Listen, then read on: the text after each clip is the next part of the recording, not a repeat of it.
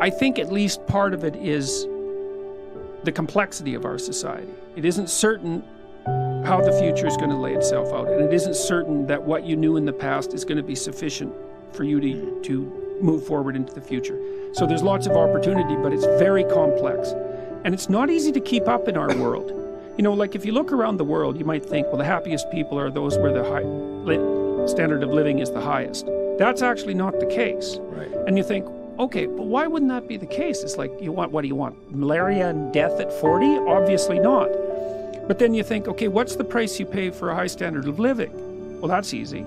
You virtually always sacrifice the present for the future. You're always working. I mean, you guys, you're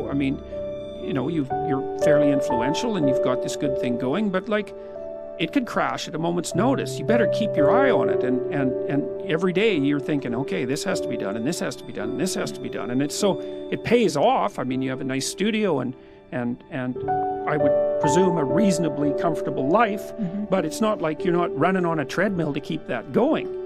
And so that's security and it's health, but it isn't necessarily happiness, and it's certainly not necessarily freedom from anxiety. And I would say most people in the modern world, weirdly enough, have far too much to do.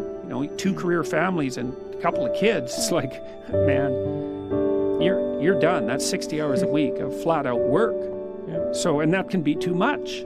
And then I also think, because our society is philosophically unstable, and that's sort of reflected in this polarization, is that people are doubtful about whether their lives have any meaning, for example.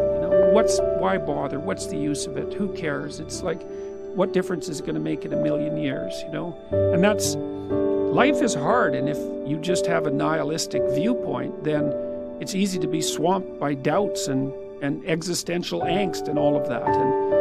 And like, I think that's a mistake, because I think that your life can be very meaningful. It's proportionate to the responsibility that you take on. And you can learn that by watching when you're engaged in the world, and what works to sort of protect you from feelings of isolation and doom.